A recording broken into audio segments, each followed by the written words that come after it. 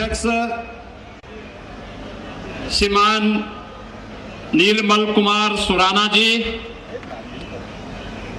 जिला के अध्यक्ष श्रीमान सीपी उमेश जी,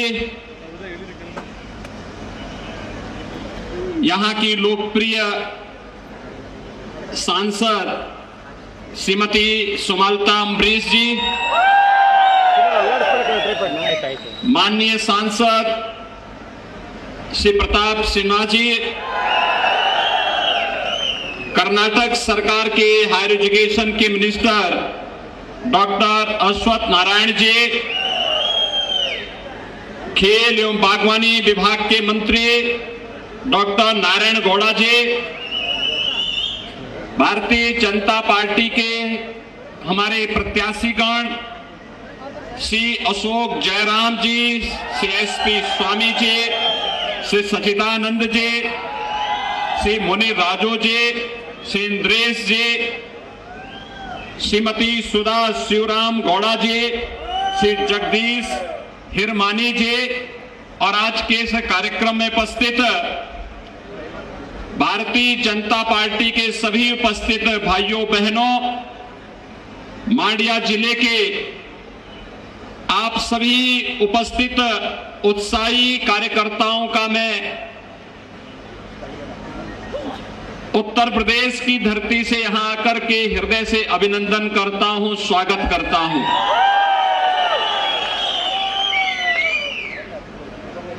भाइयों बहनों, आज मुझे यहां मांड्या जिले में आकर के आप सबसे संवाद करने का अवसर प्राप्त हुआ है। मैं इसके लिए कर्नाटक इकाई का हृदय से अभिनंदन करता हूं कि भारतीय जनता पार्टी कर्नाटक इकाई ने इस चुनाव में मुझे भी आमंत्रित किया और मैं आपके बीच में आकर के आपका दर्शन कर सकूं, आपसे संवाद कर सकूं और आपसे अपील भी कर सकूं और आपको आमंत्रित भी कर सकूं। उत्तर प्रदेश और कर्नाटक का संबंध आज से नहीं, त्रेता युग से है। मर्यादा पुरुषोत्तम भगवान श्री राम के वनवास के सबसे अभिन्न सहयोगी के रूप में कोई मिला था तो बजरंगबली हनुमान जी मिले थे। इसी कर्नाटक की धरती में उनका जन्म हुआ।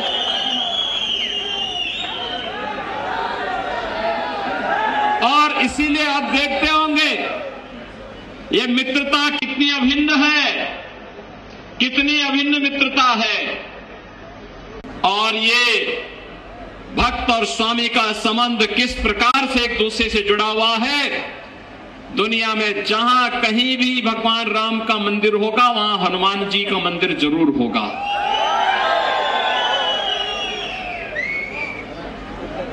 और ये संबंधों की व्यवस्था केवल वहीं से नहीं, मैंने यहां पर पहले कहा कि आदि चुनचुनगिरी मठ यहां पर स्थित है। भैरेश्वर स्वामी जी महाराज वहां पर विराजमान हैं। मंजुनाथम ही गोरक्षम, भगवान मंजुनाथ और भैरेश्वर एक साथ यहां पर प्रकट होते हैं। कर्नाटक वही धरती है और उतना ही पुराना संबंध यह उत्तर प्रदेश और कर्नाटक का है।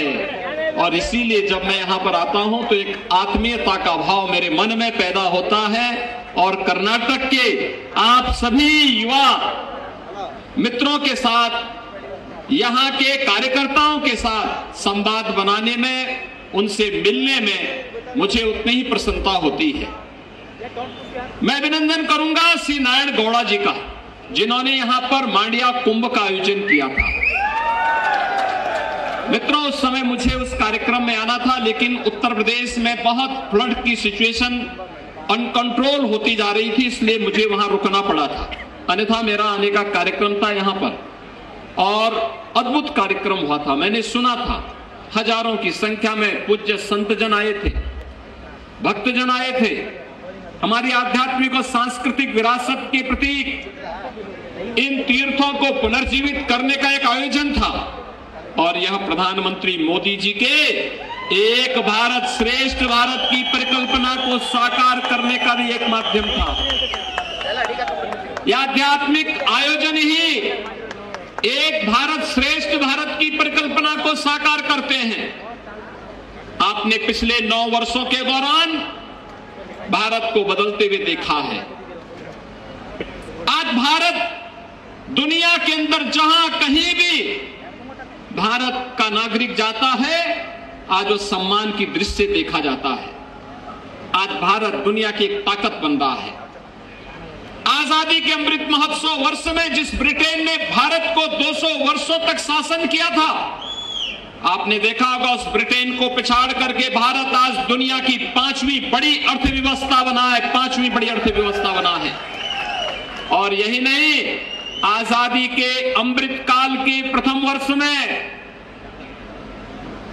दुनिया के 20 बड़े देश G20 के देशों का नेतृत्व भी भारत के हाथों में आया है। ये भारत के सामर्थ्य और भारत की शक्ति का परिचय और भारत की आप जैसी प्रतिभाओं का परिचय वैश्विक मंच पर देता है। मित्रों, जब कर्नाटक की बात आती है तो वैश्विक मंच पर कर्नाटक ने आईटी के सेक्टर में जो धाक जमाई है, भारत की युवा प्रतिभाओं को दुनिया के अंदर कर्नाटक ने बेंगलुरु का उसका सबसे बड़े हब के रूप में स्थापित किया है। ये बेंगलुरु का आईटी के सबसे बड़े हब के रूप में स्थापित होना ये साबित करता है कि हमारे पास सामर्थ्य है, हमारे पास शक्ति है, हमारे पास सब कुछ है। लेकिन 2014 के पहले नेतृत्व नहीं था। 2014 में प्रधानमंत्री मोदी जी का नेतृत्व मिला। आज भारत की सामर्थ्य वैश्विक मंच पर दिखाई दे रही है और इसीलिए आज आपने देखा होगा कांग्रेस विकास की बात करती है, विकास की बातें करती है, बड़े बड़े दावे करते हैं, लेकिन विकास की उसकी हकीकत क्या थी? पंचवर्षीय योजना, एक प्रोजेक्ट बनता था, एक पंचवर्षीय योजना लग जाती थी, अगली पंचवर्षीय योजना में उसका शिलान्यास होता था, तीसरी पंचवर्षीय योजना में कार्य आवंटन होता था, चौथी पंचवर्षीय आज प्रारंभ होते ही फिर वह प्रोजेक्ट दम तोड़ देता था और प्रोजेक्ट कभी पूरा नहीं होता था। ये कांग्रेस की असलियत थी। आज आप देख रहे होंगे रेलवे के कार्य हो रहे हैं, एयरपोर्ट के कार्य हो रहे हैं, आईआईटी और आईआईएम बन रहे हैं, कहीं आईटी सिटी बन रही है, कहीं पर किसी अन्य सेक्टर में कार्य हो रहा है और कार्य का शिलान्यास जिस दिन होता है उसके उद्घाटन की तिथि भी उसी दिन तय हो जाती है। प्रधानमंत्री मोदी जी शिलान्यास भी करते हैं तो उद्घाटन करने के लिए भी आते हैं। भाइयों बहनों, आज एक तस्वीर बदली है, हर एक सेक्टर में कुछ न कुछ परिवर्तन हुआ है और वो परिवर्तन आपने देखा होगा कैसे भारत एक कृषि प्रधान, बचपन से सुनते रहे हैं भारत कृषि प्रधान देश है, लेकिन कृषि प्रधान देश ने पिछली हुकूमत में किया क्या था? पिछली हुकूमत ने हमारे किसानों के लिए क्या किया था? और कर्नाटक तो इसका जीता जागता उदाहरण है। लंबे समय तक यहाँ के किसानों को आत्महत्या करने के लिए मजबूर होना पड़ा था। यहाँ की माताएं, यहाँ की बहनें खेती किसानों के हाथों खेती किसानी में अपना हाथ सहयोग के रूप में लगाती हैं, लेकिन किसान के हाथ में मिलता क्या था? उसे सम्मान नहीं मिला। पहली बार प्रधानमंत्री मोदी जी ने प्रधानमंत्री किसान सम्मान निधि देकर के देश के किसानों का सम्मान किया है। प्रधानमंत्री फसल बीमा योजना के माध्यम से किसानों को सम्मान दिया है। प्रधानमंत्री कृषि सिंचाई योजना के माध्यम से किसानों को सम्मान दिया है। एमएसपी का लाभ देकर के किसानों को सम्मान दिया है। एग्रीकल्चर के बजट को 5 गुना बढ़ाया है। एग्रीकल्चर के सेक्टर में यह परिवर्तन भी आज हम सबको देखने को मिलता है। और भाइयों बहनों, रही बात, लोग मुझसे पूछते हैं कि उत्तर प्रदेश में आपको इतना सम्मान जनता क्यों देती है। मैंने कहा जनता इसलिए देती है क्योंकि भारतीय जनता पार्टी की डबल इंजन की सरकार है। डबल इंजन की सरकार की सामर्थ्य और शक्ति का प्रदर्शन वहां पर मजबूती के साथ होता है। वहां पर सुरक्षा की गारंटी है, वहां पे समृद्धि की गारंटी है, नो कर्फ्यू नो दंगा, और वहां पर है सब चंगा। पिछले 6 वर्ष में उत्तर प्रदेश के अंदर कोई दंगा नहीं हुआ, कोई कर्फ्यू नहीं लगा, विकास की स्पीड बढ़ी है। और मैं डबल इंजन की सरकार का भी अभिनंदन करूंगा कि पीएफआई जैसे संगठनों को बैन करके उसकी कमर को तोड़ने का कार्य भी कर्नाटक के अंदर हुआ है। आप सोचिए, एक और डबल इंजन की सरकार जो पीएफआई पे बैन करती है, पीएफआई को बैन करती है, और दूसरी तरफ कांग्रेस जो पीएफआई को तुष्टीकरण करने का कार्य करती है, उन्हें धर्म के आधार पर रिजर्वेशन देने का कार्य करती है, धर्म के आधार पर आरक्षण, यह भारत के संविधान के विपरीत है, असंवैधानिक है। हमने अनुसूचित जाति जनजाति के आरक्षण के दायरे को बढ़ाया है, दिव्यांग जनों के आरक्षण के दायरे को बढ़ाया है, अन्य जरूरतमंदों को आरक्षण का लाभ दिया है। लेकिन धर्म के आधार पर 1947 में भारत का विभाजन हो चुका है। भारत धर्म के आधार पर आरक्षण की वकालत नहीं कर सकता है। अन्य विभाजन के लिए हम तैयार नहीं है, यह भारतीय जनता पार्टी का मानना है, क्योंकि हम सब मानते हैं एक भारत श्रेष्ठ भारत की परिकल्पना ही भारत को आगे बढ़ाएगी। और भारत की इस परिकल्पना को आगे बढ़ाने के लिए आज हम सब आपके पास आए हैं। मित्रों, डबल इंजन की सरकार की सामर्थ्य ही है आज विकास हर एक स्तर पर देखने को मिलता है। हर एक स्तर पर हमें डेवलपमेंट के कार्य देखने को मिलते हैं। हम तुष्टीकरण नहीं, हम सशक्तिकरण पर विश्वास करते हैं। हमने किसान की कनेक्टिविटी और किसान की प्रोडक्टिविटी को भी बढ़ाने का कार्य किया है। आज युवाओं के लिए न केवल कर्नाटक की गवर्नमेंट ने बेहतरीन कार्य किया है, चाहे यहां पर येदियुरप्पा जी रहे हो, चाहे वर्तमान में बोम्मई जी के नेतृत्व में हो रहे कार्य हो, कर्नाटक के अंदर तेजी के साथ राष्ट्रीय शिक्षा नीति, नेशनल एजुकेशन पॉलिसी को मजबूती के साथ उतारने वाले राज्यों में कर्नाटक एक राज्य है जिसने सबसे पहले से लागू करने का कार्य किया है। ये यूथ के लिए कंटेंट भी देता है, यूथ को अनेक कार्यक्रमों के साथ भी जोड़ता है, यूथ को टेक्नोलॉजी के साथ भी जोड़ता है, और यूथ को एक नई अपॉर्चुनिटी के साथ आगे बढ़ने के लिए भी प्रेरित करता है। और मैं अभिनंदन करूंगा कर्नाटक गवर्नमेंट का, जिन्होंने समय से नेशनल एजुकेशन पॉलिसी को लागू करके आज कर्नाटक के युवाओं के लिए ढेर सारे अवसर उपलब्ध करवाए हैं। ये ढेर सारे अवसर यहां की आवश्यकता थी, और इसीलिए आज मैं आपके पास आया हूं आपसे अपील करने के लिए। भाइयों बहनों, डबल इंजन की सरकार ही सुरक्षा की गारंटी दे सकती है।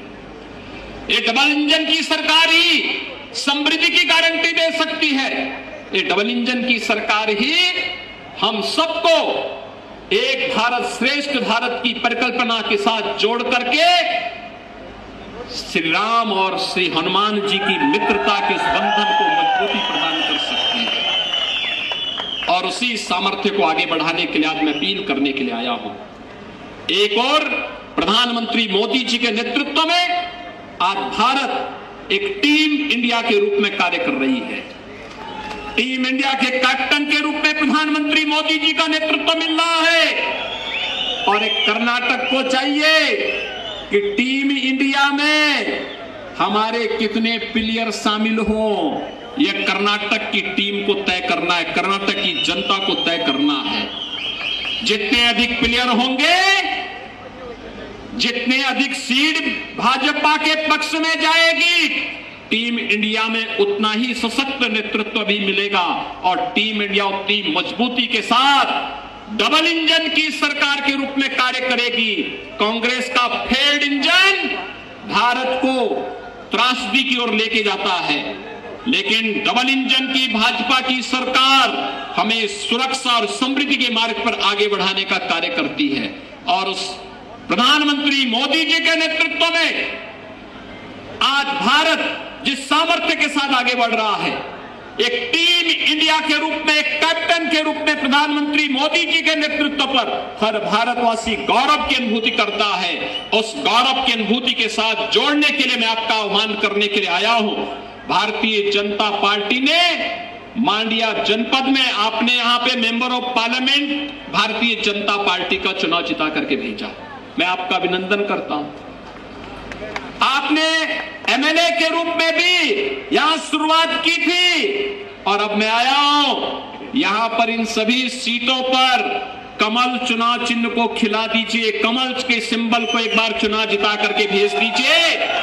भाइयों बहनों, मांड्या अपनी समृद्धि के लिए विख्यात था, धन धान्य के लिए समृद्ध था, कृषि के लिए, वानिकी के लिए विख्यात था। फिर से मांड्या के इस गौरव को पुनर्स्थापित करना है, कर्नाटक के इस गौरव को फिर से स्थापित करना है। कर्नाटक विकास की दूरी के साथ देश को जिस प्रकार से एक स्पीड देता है, उस स्पीड के साथ हम सब जुड़ करके कार्य करेंगे।